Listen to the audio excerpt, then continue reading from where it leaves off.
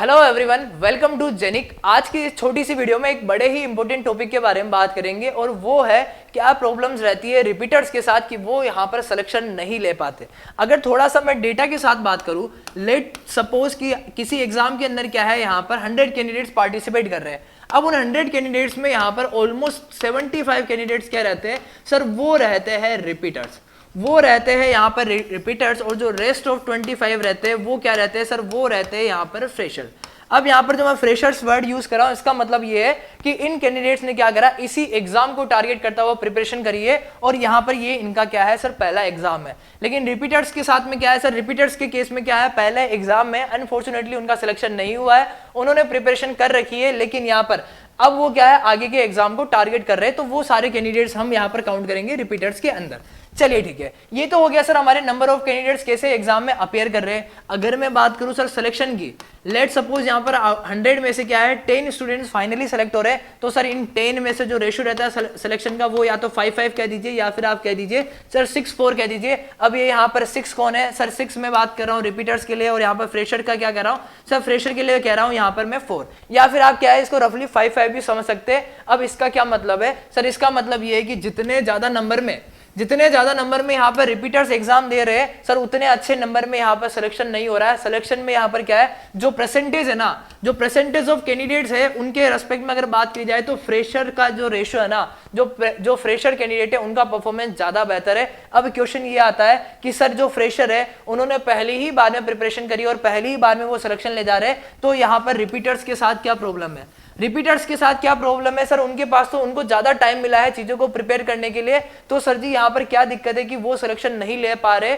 और यहाँ पर उनको ज्यादा टाइम लग रहा है एक एग्जाम को क्वालिफाई करने के लिए। आज की इस वीडियो में बात करेंगे उन सारे कारणों के बारे में और समझेंगे सर इनका क्या सोल्यूशन हो सकता है और जो इसका रूट कॉज है, कहां मेजरली दिक्कत आ रही है, उसको जरूर आइडेंटिफाई करेंगे। चलिए वन बाय वन हम बात करेंगे इस चीज के बारे में। सबसे पहले जैसा कि मैंने बोला, हु इज रिपीटर्स को थोड़ा सा क्लेरिफाई कर देता हूं कि मैं यहां पर किन रिपीटर्स की बात कर रहा हूं। मैं यहां पर उन सारे जयन और अयन कैंडिडेट्स के बारे में बात कर रहा हूं जिन्होंने यहां पर क्या है, एक से ज्यादा एग्जाम लिखे, उन्होंने यहां पर एक बेहतरीन तरीके से प्रिपरेशन कर लिए, लेकिन क्या है सर अनफॉर्चुनेटली जो एग्जाम को उन्होंने टारगेट करा था वहां उनका सिलेक्शन नहीं हुआ है। अब वो जो भी अपकमिंग एग्जाम से वहां वो अपना अटेम्प्ट दे रहे हैं, वहां पर वो क्या है सर, यहां पर एग्जाम में अपीयर हो रहे हैं। उन सारे कैंडिडेट्स के बारे में कर रहा हूं बात।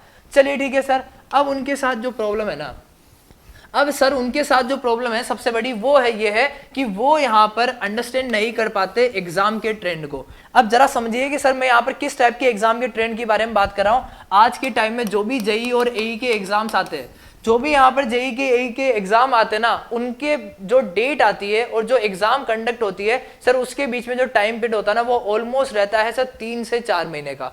ऑलमोस्ट यहाँ पर रहता है 3 से 4 महीने का। अगर आप एग्जाम्पल के लिए समझ सकते हैं, चाहे आरएसएम एसएसबी का हो, चाहे यहाँ पे सीजी व्यापम का हो, या फिर जो भी अभी एग्जाम निकला है दिल्ली डेवलपमेंट अथॉरिटी वाला, सारे एग्जाम में क्या है सर, सारे एग्जाम में टाइम पीरियड मिलता है, वो हमें मिलता है ऑलमोस्ट 3 से 4 महीने का, या फिर आप कह सकते हैं अराउंड 3 महीने का टाइम मिलता है। अब यहाँ पर क्या है सर, रिपीटर्स ने सारा कुछ कंप्लीट करा हुआ है, रिपीटर्स ने सारा कुछ कंप्लीट करा हुआ, तो भैया वो 3 महीने में तो बेहतरीन तरीके से करके एग्जाम को क्लियर कर सकते हैं। ये सही बात है सर, क्लियर कर सकते हैं, लेकिन दिक्कत क्या है सर, दिक्कत ये है रिपीटर्स जिस एग्जाम को टारगेट करते हुए पढ़ रहा था,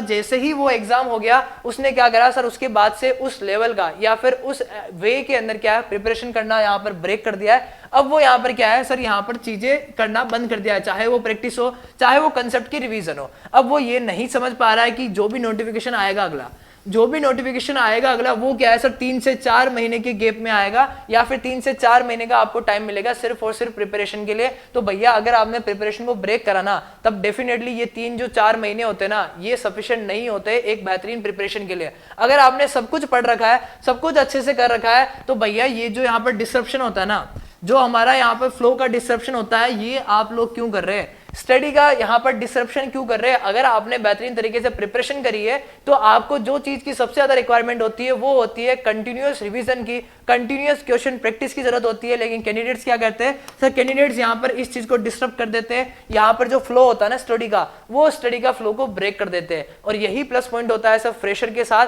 फ्रेशर की में क्या होता है सर, वो यहाँ पर स्टडी के फ्लो को ब्रेक नहीं करते, या फिर वो कैंडिडेट जो पहले एग्जाम में क्लियर नहीं हुए लेकिन सेकंड निकाल दिया, उनका भी रीजन क्या होता है सर, उन्होंने अपना फ्लो को तोड़ा नहीं, उन्होंने उसी फ्लो के साथ यहाँ पर बेहतरीन तरीके से प्रिपरेशन करी, और जैसे ही यहाँ पर सेकंड एग्जाम आया उन्होंने क्या करा सर, सेकंड एग्जाम में फाइनली सिलेक्शन ले लिया। लेकिन वो कैंडिडेट जिनका सिलेक्शन नहीं हो रहा है, जो कंटिन्यूअसली एग्जाम में अपीयर होते जा रहे हैं लेकिन फाइनल रिजल्ट में नाम नहीं आ रहा है, रीजन क्या है, वो यहाँ पर वेट करते हैं, वो यहाँ पर वेट करते हैं कब नोटिफिकेशन आएगा, नोटिफिकेशन आएगा उसके बाद में पढ़ने को बैठूंगा, उसके बाद में अपनी प्रिपरेशन करूंगा।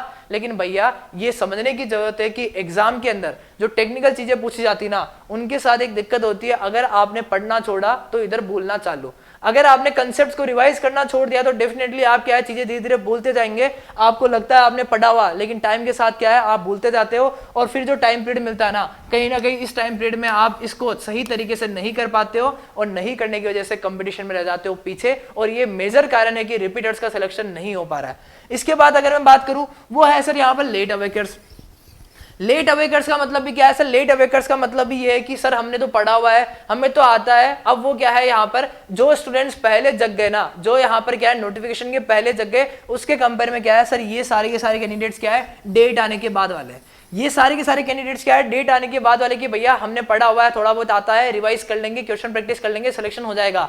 ये क्या है सर, लेट लतीफ वाले जो लोग होते हैं ना, ये वो वाले लोग होते हैं जो फाइनल जो डेट होता है ना उसका करते हैं इंतजार। अब उसमें दिक्कत क्या है भैया, ये लास्ट मोमेंट पे आ जाते हैं टेंशन में, लास्ट मोमेंट में आ जाते हैं टेंशन में। क्यों? क्योंकि ये भैया पहले ही लेट जगह है, अब इनको लगता है, पहले लगता था कि यहाँ पर क्या है टाइम है, लेकिन जब ये जगह ना अब लग रहा है सर इनके पास की टाइम नहीं है, और ऐसे करते करते अगेन एक और अटेम्प्ट निकल जाता है, एक और एग्जाम निकल जाता है, लेकिन फिर भी सिलेक्शन नहीं मिलता, फिर भी सिलेक्शन नहीं मिलता। तो वो कैंडिडेट्स जो कि यहाँ पर बेहतरीन प्रिपरेशन कर रहे हो, फर्स्ट टाइम में सिलेक्शन चाहते हैं, या फिर फर्स्ट या अगर आपका फर्स्ट एग्जाम में नहीं हुआ लेकिन जो भी अपकमिंग एग्जाम है उसमें सिलेक्शन चाहते हैं, तो भैया ये चीज नहीं होनी चाहिए, लेट अवेकर्स नहीं होने चाहिए। आज ही जगना है, आज ही यहाँ पर क्या है सर, हमें डिसाइड करना है कि अब से कंसेप्ट्स को रिवाइज करते रहना है, क्वेश्चन प्रैक्टिस करते रहना है। ये जो हमारा फ्लो है ना, ये जो स्टडी का फ्लो है ना सर, इसको डिस्टर्ब नहीं करना, यहाँ पर डिस्टर्ब नहीं करना। अब यहाँ पर क्या है, ये सारी चीजें जब कंटिन्यूअसली रिपीट होती ना, तब क्या होता है sir, continuous fails in exam, जो कि हो रहा है यहाँ पर रिपीटर्स के साथ। कि रिपीटर्स क्या है सर, एग्जाम में कंटिन्यूअसली फेल हो रहे हैं। रीजन मैंने सारे के सारे बात करे। अब यहाँ पर अगर मैं सिर्फ सॉल्यूशन के बारे में बात करूँ ना, तो सर सॉल्यूशन इसका वन एंड ओनली हो सकता है, सॉल्यूशन इसका वन एंड ओनली हो सकता है। और वो सॉल्यूशन क्या है कि यहाँ पर जो आपका स्टडी का फ्लो है, जो आपका स्टडी का फ्लो है, उसे क्या है सर, आप ब्रेक नहीं करिए। Do not break the study flow, do not break the study flow. Study flow को क्या है, किसी भी तरीके से ब्रेक मत करिए। यहां पर क्या है, आप कंसेप्ट्स को रिवाइज करिए, कंसेप्ट्स को क्या है सर, रिवाइज करिए। इसके साथ जो क्वेश्चन प्रैक्टिस है, इसके साथ क्या है, टाइम टू टाइम क्या है, क्वेश्चन प्रैक्टिस करते रहिए। अगर मैं बात करूं सिर्फ जेनिक की है ना, आप मानेंगे नहीं, हर दिन यहाँ पर टीचर्स क्वेश्चन प्रैक्टिस सेशन लाते हैं, बेहतरीन तरीके से क्वेश्चन प्रैक्टिस करवाते हैं। आप क्या है सर, उनके थ्रू भी यहाँ पर क्वेश्चन प्रैक्टिस को कर सकते हैं। यहाँ पर क्या है सर, कंसेप्ट को रिवाइज कर सकते हैं, क्वेश्चन प्रैक्टिस बेहतरीन तरीके से कर सकते हैं, और जो अपना फ्लो है ना उसको कर सकते हैं सर मेंटेन।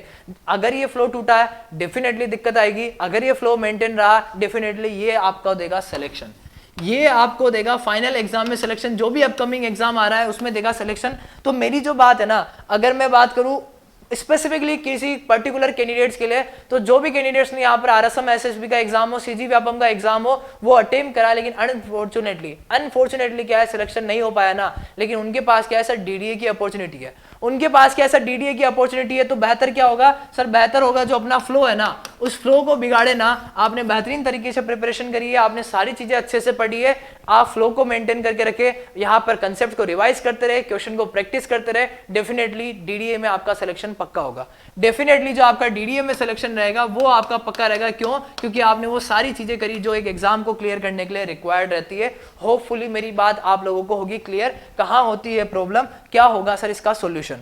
आज की जो मेरी बात है वो इसी के ऊपर है। होपफुली जो भी रिपीटर्स होंगे, जो भी यहाँ पर कंटिन्यूअसली एग्जाम को अटेम्प्ट करते हैं, वो मेरी बात को समझ पाए होंगे और उन्हें ये भी आइडिया लग गया होगा कि करना क्या है सर एक्चुअल में। मिलते हैं किसी और इसी टाइप की अनदर इन्फॉर्मेटिव वीडियो में, तब तक के लिए bye bye, thank you and take care everyone.